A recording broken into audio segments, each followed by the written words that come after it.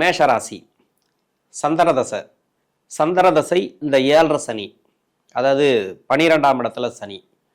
7.5 சனி அப்படிங்கிறதுனால தான் இந்த வீடியோ பதிவு பண்ணுறோம். நம்ம இது எப்படி இருக்கும் சந்திரதசை நடக்கக்கூடிய நபர்களுக்கு?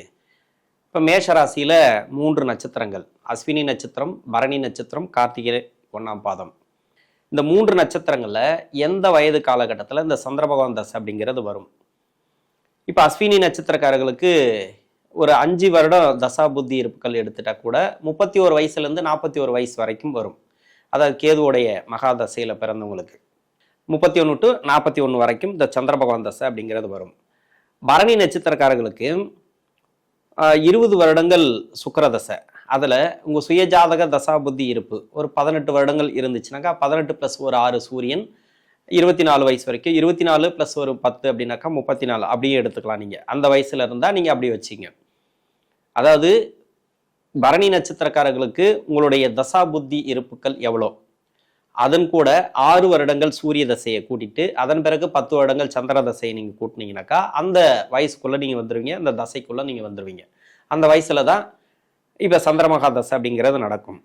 கார்த்திகை நட்சத்திரக்காரர்களுக்கு தசா புத்தி இருப்பு கூட ஒரு 10 வருடம், 13, 14, 15 வயசுக்குள்ள இந்த கார்த்திகை நட்சத்திரக்காரர்களுக்கு சந்திர தசை அப்படிங்கிறது வரலாம். இப்போ 7.5 சனி நடக்குது. இப்போ வயது ரீதியாக பார்த்தோமானால் இப்போ 15 வயசுக்குள்ள ஒரு பலன், 15 வயசுக்கு மேலே அதாவது 30 வயசு வரைக்கும், 30 to 40, 41 வரைக்கும் 15 வயசுக்குள்ள சந்திரமகா தசை அப்படிங்கிறது உங்களுக்கு இப்போ நட்சத்திரம் இதை தெளிவாக நம்ம சொல்லிடலாம். இந்த நட்சத்திரம் இப்போ சந்திர பகவான் எந்த நட்சத்திரத்தில் இருக்காரு, மற்ற கிரகங்கள் அப்படின்னாக்கா சுக்கிர பகவான் என்ன நட்சத்திரம் ஏறி இருக்கோ, இல்லை குரு பகவான் என்ன நட்சத்திரம் ஏறி இருக்கோ அப்படின்னு நம்ம சொல்லலாம் மற்ற தசைக்கெல்லாம். ஆனால் சந்திரமகா தசைக்கு மட்டும் என்ன நட்சத்திரத்தில் இருக்காரு அப்படின்ட்டு தெரிஞ்சு போச்சு. ஏன்னா அவர் தான் தசை முதல்ல பிறப்பு ஜாதகத்தில் என்ன ராசி என்ன நட்சத்திரம் தீர்மானிக்கக்கூடியவர் சந்திர பகவான். இந்த சந்திர பகவான் இப்போ அஸ்வினி நட்சத்திரக்காரர்கள் அப்படின்னாக்கா இப்போ கேதுவோட நட்சத்திரத்தில் இருக்கிறார். பரணி நட்சத்திரக்காரர்கள்னாக்கா இப்போ சுக்கிர பகவானோட நட்சத்திரத்தில் இருக்கிறார். கார்த்திகை நட்சத்திரக்காரர்கள்லாம் சூரிய பகவானோட நட்சத்திரத்தில் இருக்கிறார். இப்போ நட்சத்திரம் கொடுத்த கிரகம், அதாவது கால் கொடுத்த கிரகம். இப்போ அஸ்வினி நட்சத்திரம் அப்படின்னாக்கா கேதுவை நீங்கள் பார்க்கணும். உங்கள் சுய ஜாதகத்தில் கேது சந்திர பகவானுக்கு மறையாமல் இருக்கணும். அந்த கேது பகவான், அந்த கேது பகவானுக்கு வீடு கொடுத்த கிரகம் மறையாமல் இருக்கணும். அவ்வளோதான்.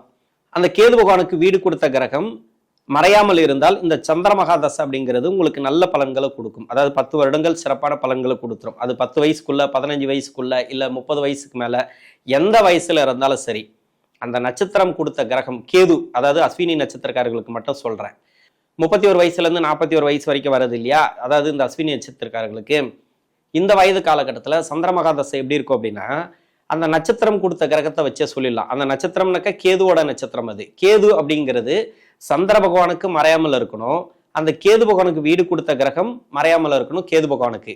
அப்படி இருந்துச்சுனாக்கா அந்த 10 வருடங்கள சிறப்பு நல்லாவே இருக்கும். தொழில், வேலை வாய்ப்பு எல்லாமே உங்களுக்கு சிறப்பு அப்படின்னு எடுத்துக்கலாம். அப்படி மறைவு ஸ்தானங்கள்ல இருந்தால், அதாவது கேது பகவானுக்கு வீடு கொடுத்த கிரகம் மறைவு ஸ்தானத்துல இருந்தா அந்த 10 வருடத்துல முதல் 5 வருடம் ஒரு பலன், பின்னாடி வரக்கூடிய 5 வருடம் ஒரு பலன், அப்படிதான் எடுத்துக்கணும். நிறைய அதுல விதிவிலக்குகள் உண்டு.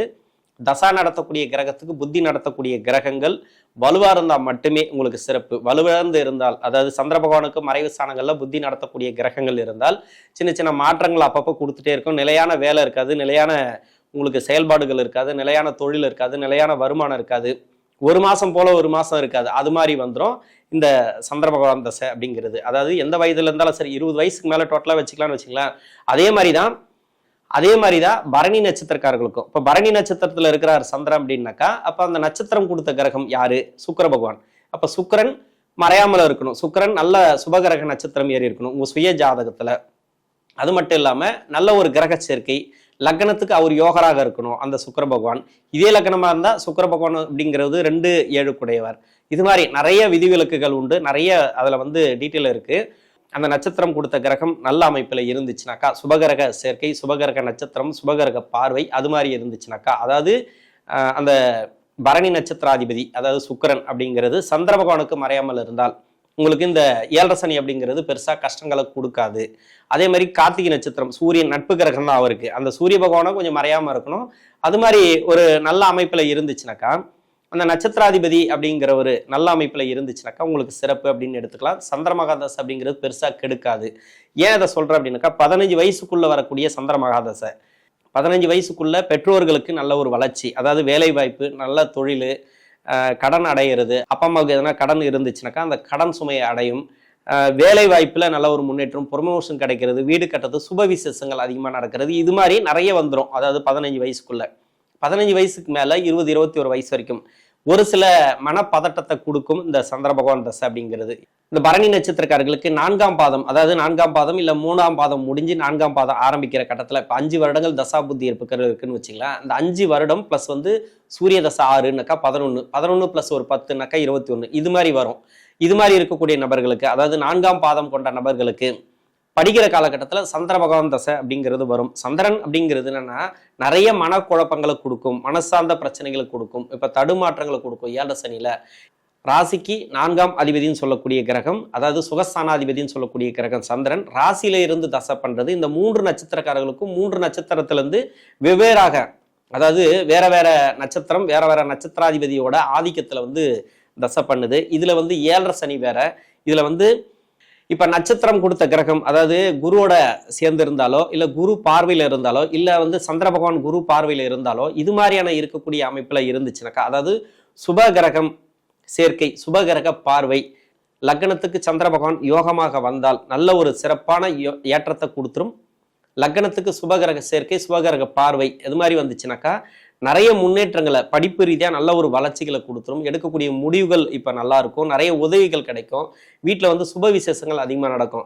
அதே மாதிரி நட்சத்திரம், அதாவது இந்த நட்சத்திராதிபதி இருக்கு இல்லையா, அந்த சந்திர பகவான் ஏறின நட்சத்திராதிபதி இருக்கு இல்லையா, அந்த நட்சத்திராதிபதி ராகு கேதுவோட சேர்ந்து இருந்தாலோ, ராகு கேது நட்சத்திரத்துல இருந்தாலோ, இல்ல 6, 8, 12 ஆகிய இடங்கள்ல இந்த சந்திர பகவானுக்கு மறைவு ஸ்தானங்கள் இருந்தாலும் மனசார்ந்த பிரச்சனைகள், மனப்பதட்டம், இது மாதிரி எல்லாம் இந்த 7 சனியில கொடுக்கும். இதுல கொஞ்சம் கவனமா போனீங்கன்னாக்கா உங்களுக்கு பிரச்சனைகள் இல்லை. அதிகப்படியா பாத்தீங்கன்னாக்கா நீங்க தடுமாற்றங்கள் அதிகமா கொடுக்கும். ஒருத்தருக்கு சந்திர தசை நடக்குது அப்படின்ட்டு எப்படி தெரிஞ்சுக்கலாம் அப்படின்னாக்கா, நிறைய குழப்பத்திலே இருப்பாங்க. எடுக்கிற முடிவு பாத்தீங்கன்னு வச்சிங்களா, திரும்பி திரும்பி திரும்பி திரும்பி ஒரே விஷயத்தையே பேசிட்டே இருப்பாங்க. நிறைய குழப்பத்திலே பேசுவாங்க, அதிகமா மனப்பதட்டத்திலே பேசுவாங்க. இது மாதிரி, அதாவது 7 சனியில மட்டும்தான் அது மாதிரி இருக்கும். அது மாதிரி இருக்கக்கூடிய நபர்களுக்கு சந்திர தசை நடக்குது, இல்லைனாக்கா ராகு கேது நட்சத்திரம் இருக்கு, இல்ல ராகு கேதுவோட பாதிப்புல இருக்கு அப்படின்னு எடுத்துக்கலாம். அந்த தசை சரியில்லை அப்படிங்கிறது எடுத்துக்கலாம் 7 சனியில. மற்றபடி பாத்தீங்கன்னாக்கா நல்ல கிரகம் இருந்துச்சுனாக்கா சிறப்பு அப்படின்னு எடுத்துக்கலாம். பொதுவாக இந்த தசை சுபத்துவமா இருந்துச்சுனாக்கா சிறப்பு. லக்னத்துக்கு யோகராக வந்துட்டால 4ஆம் அதிபதி தசையில அருமையா இருக்கும். 20 வயசுல இருந்து ஒரு 40, 41 வயசு வரைக்கும் இப்ப சந்திர தசை நடக்குது, வேலை வாய்ப்புல நல்ல ஒரு முன்னேற்றம் கிடைக்கும். ஏன்னா 4ஆம் அதிபதி தசை தான். இப்ப 7 சனி நடக்கும் போதே தசாபுத்தி எப்படி இருந்தாலும் சரி, ஒரு வேலையில நல்ல ஒரு மாற்றத்தை கொடுப்பார். திடீர் இடமாற்றங்கள், ப்ரொமோஷன் கிடைக்கிறது, இது மாதிரிலாம் வந்துடும். ஏன்னா சுகஸ்தானாதிபதி தான், ராசிக்கு யோகத்தை செய்யக்கூடியவர் தான். ரொம்ப யோகம் அப்படின்னு சொல்ல முடியாது, இந்த 4ஆம் அதிபதினு சொல்லக்கூடியவர். இவர் சந்திரன் நன்மை செய்யக்கூடியவர் தான். அதாவது நான் சொன்ன மாதிரி அந்த நட்சத்திரம் கொடுத்த கிரகங்கள் சுபகிரக சேர்க்கை, சுபகிரக பார்வை, சுபகிரக அதாவது சுப ஆதிபத்தியம் பெற்றிருந்தால் இந்த தசையில வேலையில நல்ல ஒரு மாற்றத்தை கொடுத்துரும். வேலை பிரச்சனையே வராதுங்க உங்களுக்கு எப்படி பார்த்தாலும். அதாவது அந்த நட்சத்திர கால் கொடுத்த கிரகம் நல்லா இருந்துச்சுனாக்கா வேலையில பாதிப்பே வராது. இன்னொன்று தொழிலும் பாதிப்பு வராது. இது தவிர்த்து எங்க கை வைக்கும் அப்படின்னாக்கா, திருமணம் அப்படிங்கிறதுல ஒன்று கை வைக்கும். ஒரு சில பேருக்கு திருமணம் தடைப்பட்டுனே இருக்கும், அது மாதிரி. ஆனால் உங்க சுய ஜாதகத்துல 2, 7 பாதிப்புகள் இருந்தா மட்டும்தான் திருமணம் பிரச்சனை வரும். 2, 7 அதுவும் நல்லா இருந்துச்சுனாக்கா திருமணத்தையும் கொடுத்துரும், வேலை வாய்ப்பு கொடுத்துரும். தொழில் செய்யக்கூடிய நபர்களுக்கு தொழில நல்ல ஒரு வளர்ச்சி, தொழில வருமானம் வர்றது, அது மாதிரி கொடுத்துரும். என்னதான் இருந்தாலும் தொழில் செய்யக்கூடிய நபர்களுக்கு கொஞ்சம் கடன் வாங்காம தொழில் பண்றது நல்லது. கடன் அமைப்பு கொடுக்கும். ஒரு சில பேருக்கு எப்படியெல்லாம் கடன் அமைப்பு கொடுக்கும் அப்படின்னாக்கா, இந்த நட்சத்திரம் கொடுத்த கிரகம் 6ஆம் அதிபதியோட நட்சத்திரத்துல இருந்துச்சுனாக்கா, 6ஆம் இடத்தோட சம்பந்தப்பட்டால், அஸ்வினி நட்சத்திரக்காரர்களுக்கு 6ஆம் அதிபதியோட நட்சத்திரத்துல கேது இருந்தால், 6ஆம் அதிபதியோட சேர்ந்து இருந்தால், கேது பகவான் நான் சொல்றது, ஏன்னா அஸ்வினி நட்சத்திரம் அப்படிங்கிறது கேது பகவானுடைய நட்சத்திரம். அந்த கால் கொடுத்த கிரகம் 6ஆம் இடத்தோட சம்பந்தப்பட்டால் கடனை கொடுக்கும். அது மாதிரி இருக்கக்கூடிய நபர்களுக்கு இப்போ 31 to 41 வரைக்கும் அஸ்வினி நட்சத்திரக்காரர்களுக்கு சந்திர தசை. இப்போ இவங்களுக்கு கடன் வாங்கினீங்கன்னாக்கா கொடுக்க முடியாது, பிரச்சனையை அதிகமாக கொடுக்கும், கடன் பிரச்சனையை அதிகமாக கொடுக்கும்.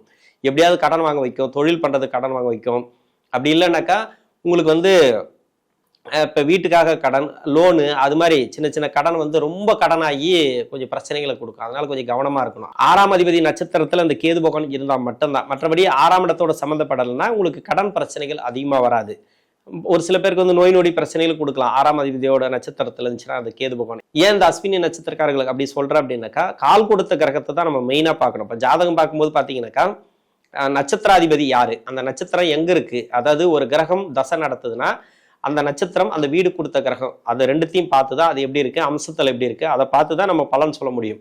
அது மாதிரி இருக்கும்போது இப்போ ராசி பலன் சொல்லும் போதும் இந்த 7.5 சனி நடக்கும்போது உங்களுக்கு என்ன மாதிரியான பலன்களை கொடுக்கும், என்ன மாதிரியான கஷ்டங்களை கொடுக்கும் இந்த 7.5 சனி அப்படிங்கிறது, அது மாதிரி நட்சத்திரம் பார்த்து தான் சொல்லணும். அதாவது இந்த சந்திர பகவான் ஏன நட்சத்திராதிபதி வலுவிழந்து இருந்தால் உங்களுக்கு கஷ்டங்களை கொடுக்கும், வலுவா இருந்துச்சுனாக்கா உங்களுக்கு நல்ல ஒரு மேன்மை கொடுக்கும். நம்ம இப்படிதான் எடுத்துக்கணும். நிறைய குழப்பங்கள் இருக்கும் உங்களுக்கு. வந்து நான் சொல்றது கொஞ்சம் வேகமா பேசுறதுனால உங்களுக்கு அதிகமா புரியாது. ஏன்னா வீடியோ வந்து லென்த்தா வர்றதுனால கொஞ்சம் சுருக்கமா சொல்லணும். நிறைய பேசலாம். இது வந்து சந்திர பகவான் தசைக்கு வந்து ஒவ்வொன்றும் நிறைய பேசிட்டே இருக்கலாம். ஒவ்வொரு இடத்துலயும் தசா நடத்தக்கூடிய கிரகங்களுக்கு புத்தி நடத்தக்கூடிய கிரகங்கள் எங்கெங்கெல்லாம் இருந்தா என்ன மாதிரியான பலன்களை கொடுக்கும் அப்படின்ட்டு தனித்தனியா நம்ம பேசலாம். அதுக்குண்டான டைம் இல்லைன்றதுனால கொஞ்சம் நான் வேகமா சொல்றேன்.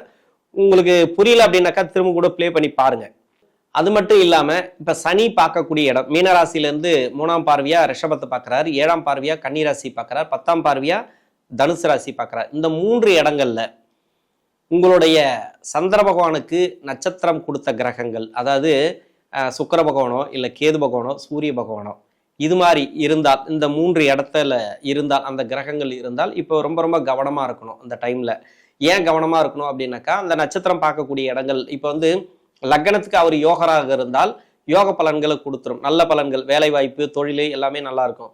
அதே லக்னத்துக்கு அவயோகராக வந்துட்டான்னு வச்சிங்களேன், அந்த 3 பார்வைப்படக்கூடிய இடங்கள்ல இந்த நட்சத்திரம் கொடுத்த கிரகங்கள், அதாவது எப்படி பார்த்தாலும் சூரியன் சுக்கிரன்லாம் சேர்ந்து பக்கத்துல இருந்துட்டே இருக்கும். அது மாதிரி இருக்கும் போதும் சனி பார்க்கக்கூடிய இடத்துல புத்தி நடத்தக்கூடிய கிரகங்கள், அதாவது சந்திர பகவான் தசையில புத்தி நடத்தக்கூடிய கிரகங்கள் ஏதாவது சந்திர பகவானுக்கு மறைவு ஸ்தானத்துல இருந்துச்சுனாக்கா உங்களுக்கு பிரச்சனைகளை அதிகமாக கொடுக்கும். இந்த டைம்ல கொஞ்சம் கவனமா இருக்கணும். தொழில் ரீதியா, வேலை வாய்ப்பு ரீதியா எல்லாத்துலயும் முடிஞ்ச அளவு இப்ப கடன் வாங்காம இருக்கிறது நல்லது. தொழில கொஞ்சம் பார்த்து பண்றது நல்லது. எதையுமே நிறுத்தி நிதானமா யோசிச்சு எதையுமே பண்ணுங்க இந்த சந்திர தசையில. நன்றி.